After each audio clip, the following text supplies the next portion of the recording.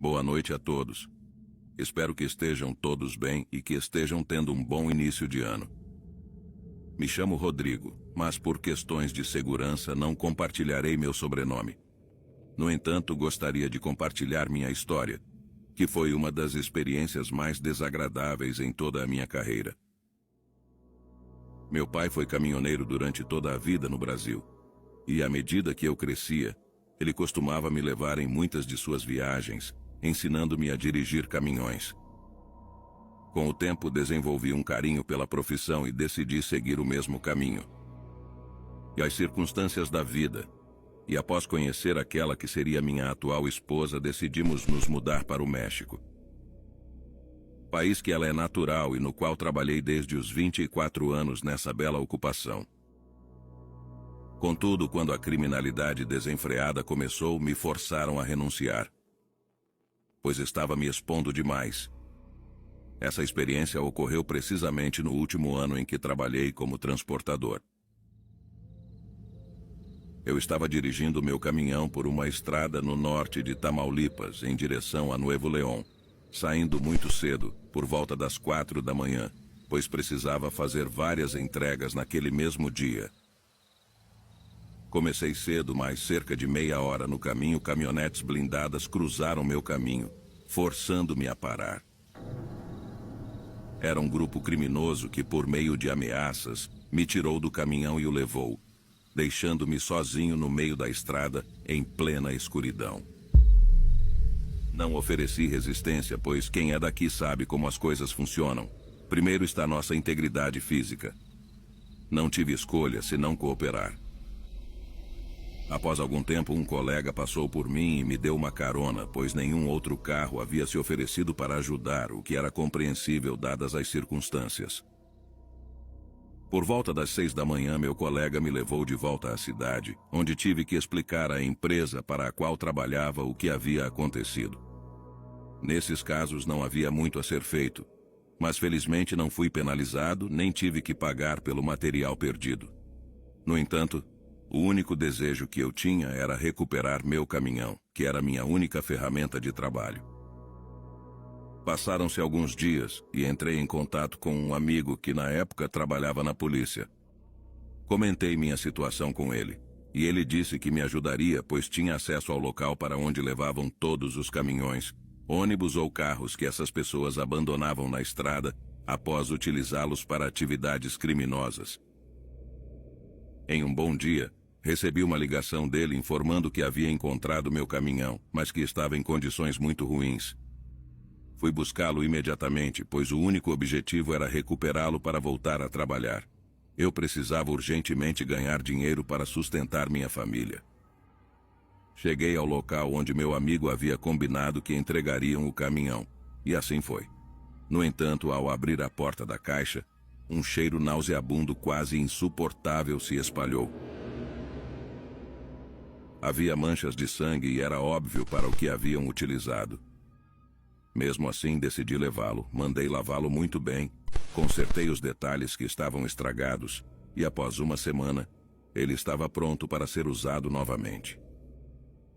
Nos dias seguintes, retomei a estrada para trabalhar. Minha esposa não concordava que eu voltasse a viajar naquele caminhão, pois é muito supersticiosa. E dizia que o caminhão já estava amaldiçoado. E ela tinha razão. Eu estava a caminho de São Luís Potosí, escurecendo no caminho, mas tudo estava normal. As estradas estavam relativamente tranquilas, mas de repente comecei a ouvir algo na parte de trás do caminhão. Abaixei o volume da música para prestar atenção e podia ouvir claramente choros de pessoas. Sabia que não havia ninguém, pois a carga na caixa era apenas material de construção que precisava ser entregue. No entanto, aqueles choros eram angustiantes, de dor e melancolia, algo simplesmente inexplicável. Comecei a sentir arrepios e aqueles lamentos eram aterrorizantes.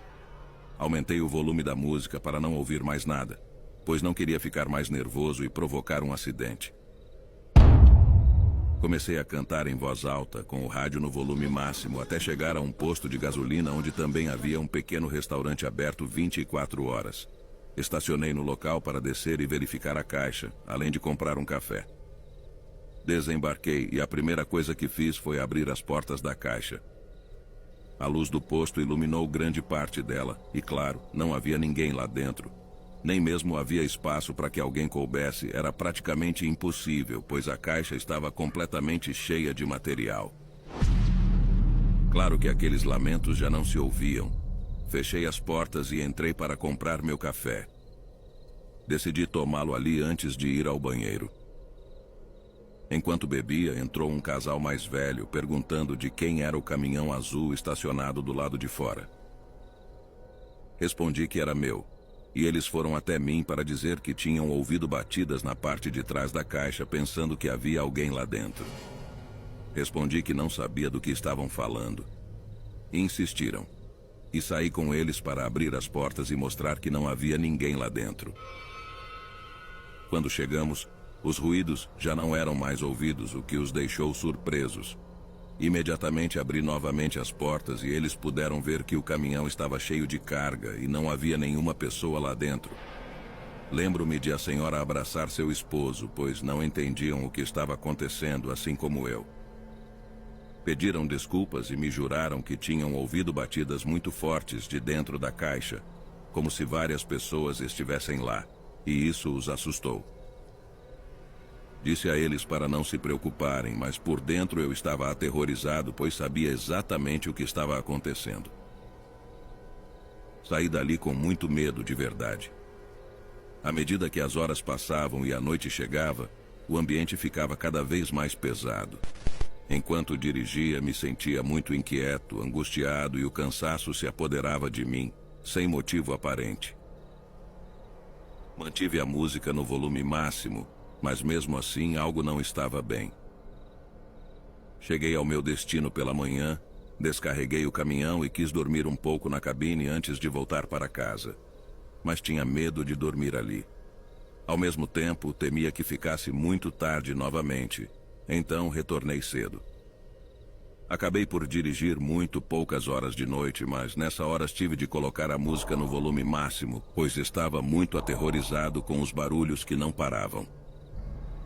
Após essa viagem, nunca mais usei aquele caminhão. Minha esposa estava certa. Havia almas presas que perderam a vida de uma maneira muito atroz.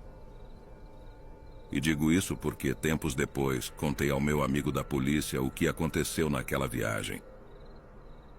Ele me disse que, na época, não quis entrar em detalhes comigo, mas que encontraram meu caminhão no meio de uma mata, abandonado com vários corpos empilhados dentro da caixa, e que preferiu omitir as condições em que se encontravam. Depois disso, me desfiz imediatamente do caminhão, vendendo-o a um colega que, mesmo sabendo da história, quis comprá-lo, obviamente por um preço muito mais baixo. Após algum tempo, consegui comprar um novo caminhão, mas mesmo assim, naquele ano, decidi me aposentar desse emprego, pois já não era mais seguro. Está aqui a minha